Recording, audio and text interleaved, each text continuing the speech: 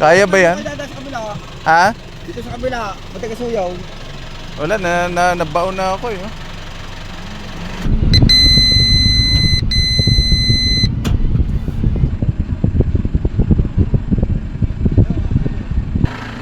Kalamansi. Dahil parang buka lang kalamansi yung buta. Dalan pa sa dulo. Akit doon ang... Akit isa, napakadami na pakaw. Pagkata, magaling ang kumada. Tingin mo yung pahinante ni Wakay. Sa loob. Ito, pala ng unang. Sa loob. Ito rin kumada mo.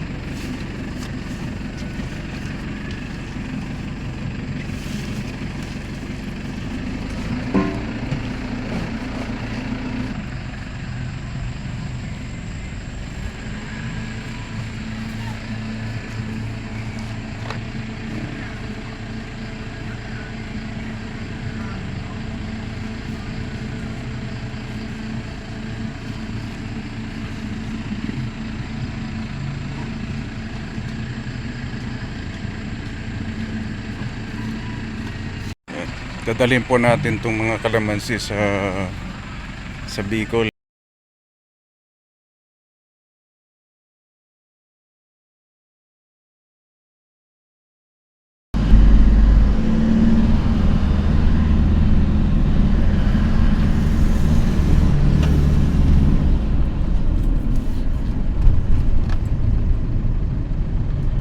On the way na kami sa Bicol. Tumigil lang kami ng konti kasi gugutom kami, hindi pa kami nagbe-breakfast. Ilaga?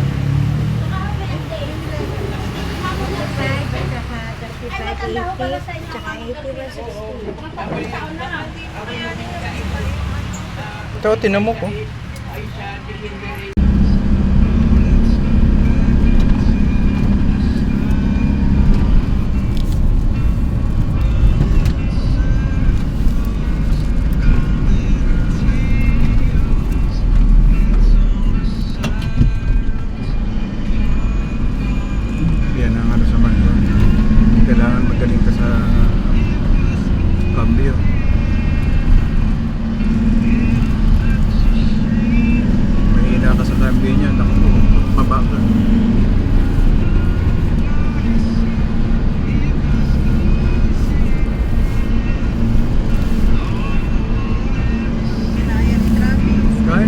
Sa driver lang yun.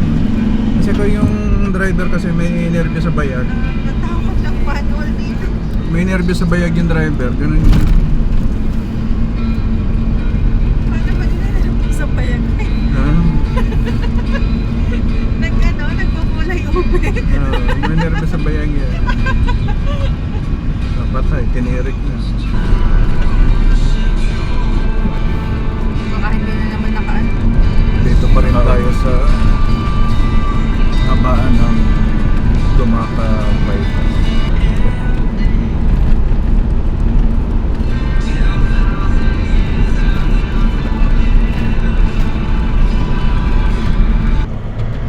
Ang maganda dito sa traffic, so kahit malaki siya, pero very comfort yung pagdadrive kasi malambot na. Tulad na sinabi ko, malambot yung mga kaso-kasuhan niya. Parang hindi truck yung dinadrive.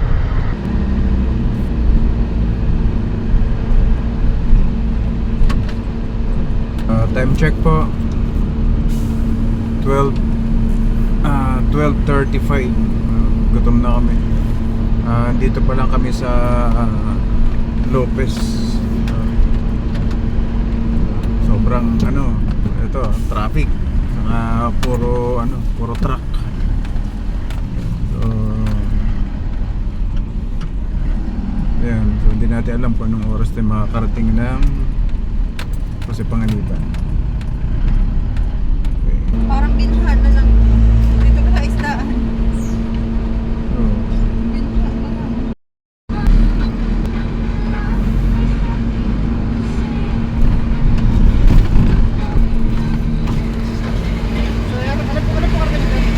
Kalamansi po. Po? Kalamansi. Salamat sir. Thank you.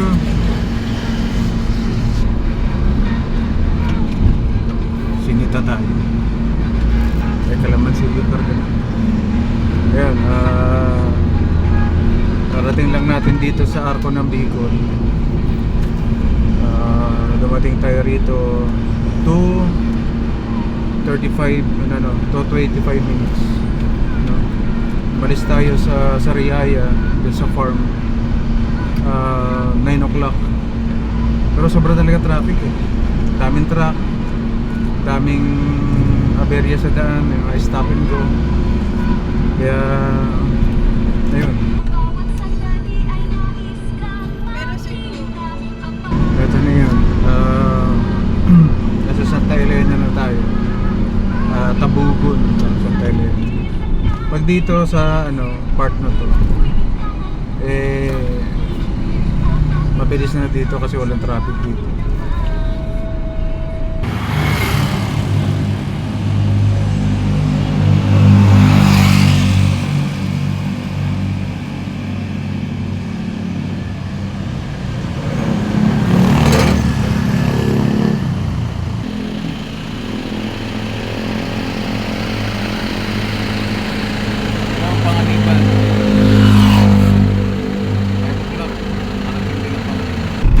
Gamit natin Isuzu Travis mula San Pablo. Actually part na yun ng Chao. Nagkarga ako ng 2,000. So gusto ko kasi tingnan yung consumption nito eh, kung matipid ba siya or malakas. Hindi ko kasi gamay yung consumption ng mga ganitong sasakyan eh, kasi first time kong gumamit nito. So hindi ko alam kung matipid o hindi. Nagkarga ako ng 2,000, sakto doon sa level niya. Yung 2,000 from San Pablo to Jose Panganiban dito sa Bicol, na-consume yung 2,000. So, ibig sabihin nito, balikan niya 4,000. 4,000. Yung gasolina naman, kasi siya lang ginagamit ko, 62 point . So mahal din talaga yung gas eh. So 62 yung gasolina. So di ko alam kung yun ay tipid yun, kasi ang makina nito is 2.8, no?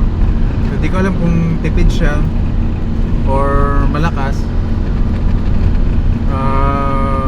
Kasi nga first time kong gumamit ng ganitong sasakyan. So yun, so safe. Nakarating po tayo ng Bicol, Jose Panganiban, Camarines Norte.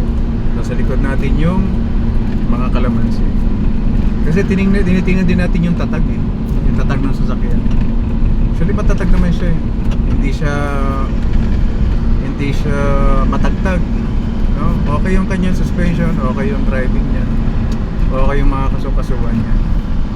Alright.